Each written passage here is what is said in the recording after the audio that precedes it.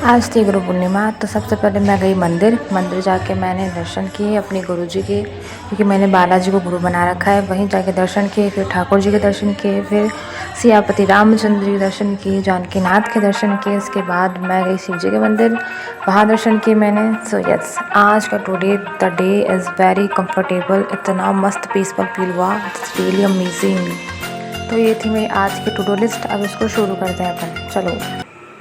हमारे to do list तो बन गई है, अब उसके अकॉर्डिंग हम करते हैं अपना न्यूज़पेपर रीड। ओके,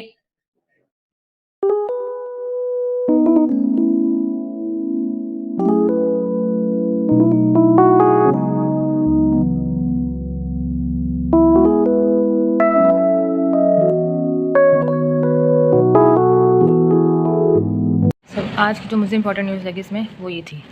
जैसे हम मेंशन कर सकते हैं कि वर्ल्ड इनइक्वालिटी रिपोर्ट 2026 के अनुसार भारत के शीर्ष 10% की आय देश की कुल आय का 58% है, और नीचे के 50% के पास जो है मात्र 15% है, और हमारे 1% सुपर रिच जो है उनके पास राष्ट्रीय आय का ही 22.7% हिस्सा है, जबकि अमेरिका के जो 1% सुपर रिच है उनके पास हमसे भी कम ओनली 20% है। सो देख रहे हो ये रिपोर्ट क्या हमें क्या दिखाती है, हमारी पॉवर्टी कहाँ हो रही है, हम कहाँ गरीब हो रहे हैं, कैसे गरीब हो रही है, ये बता रही है हमें। और इसके अलावा हम इसको कोट कर सकते हैं अपने ऐसे में जीएस में। ऐसे में तो क्या करेंगे, अगर कुछ ऐसा है तो ये कोट करेंगे, लेकिन जीएस में तो इकोनॉमी में हम परफेक्टली इसको कोट कर सकते हैं, पॉवर्टी में और इनइक्वालिटी में कोट कर सकते हैं आराम से हम इसको। ठीक है, सो मुझे ये लगा आज का इंपॉर्टेंट चीज़। बाकी मैं ये जो है अपने अभिव्यक्ति वाले पेपर को थोड़ा अच्छे से पढ़ लेती हूँ, क्योंकि इसमें ज़्यादा कुछ नहीं तो हमारी पढ़ने की हैबिट मजबूत हो जाती है और हमें अच्छे से फैक्ट मिल जाते हैं। तो इसे मैं नोट करने वाली हूँ, देख रही हूँ कितना बढ़िया है इसमें अंदर। चलो अब हो गया न्यूज़पेपर कंप्लीट, अब करते हैं आगे का स्लॉट। एथिक्स की क्लास करनी है आज हमें।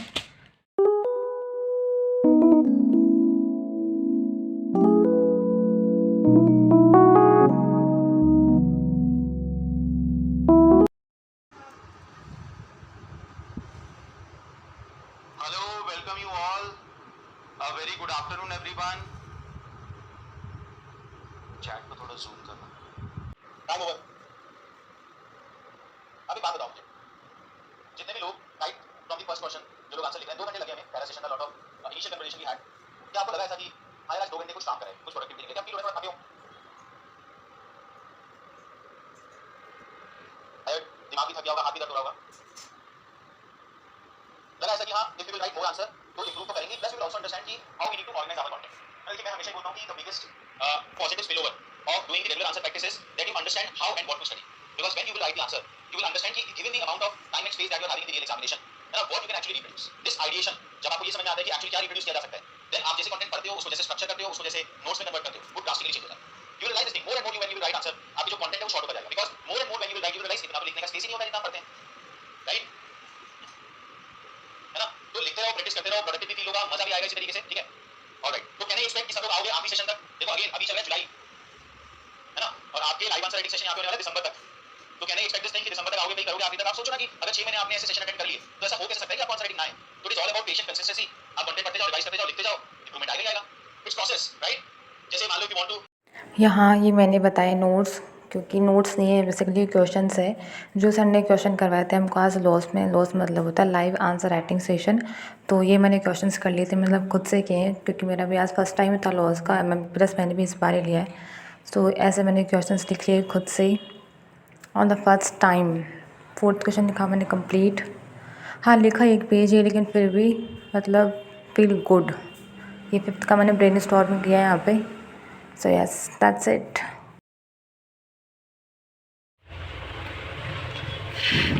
एक तरफ मेरी चाय बन रही है, दूसरी तरफ खीर हो रही है तैयार, क्योंकि आज है गुरु पूर्णिमा। सो यस, अब मिलते हैं नेक्स्ट स्लॉट में।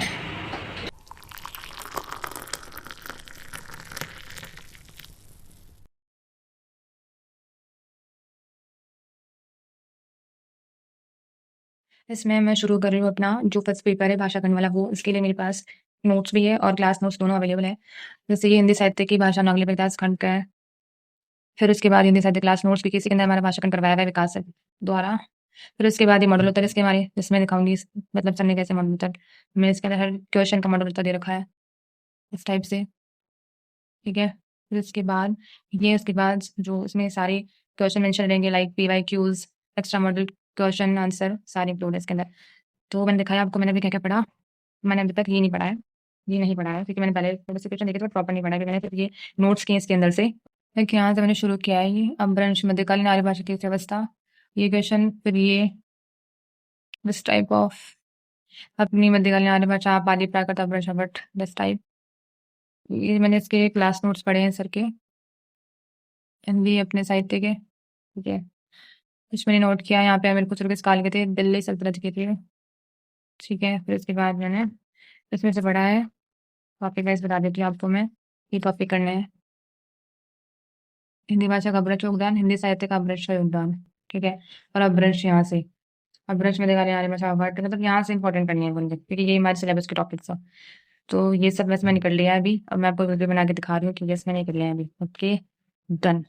तो हम गुरु जी के जाके आ चुके हैं, आपने क्लिप में देख लिया है। एथिक्स मैंने कर लिया है, और आज हमारा लॉज भी था बाय वरुण सर, वो भी हमने कंप्लीट किया, ठीक है।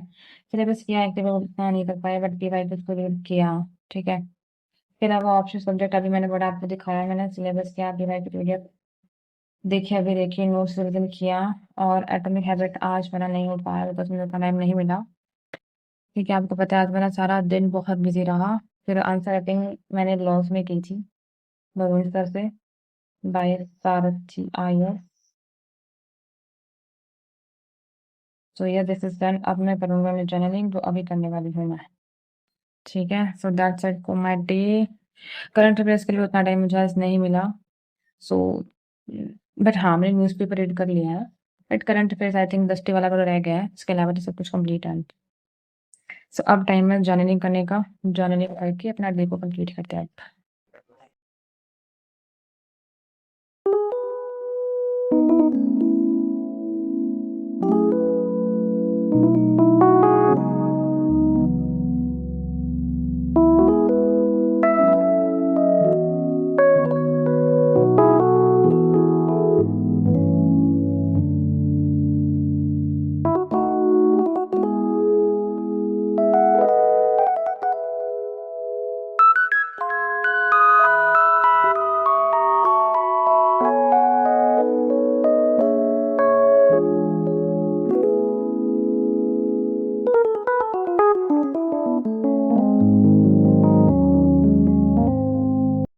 Yes this was done for today.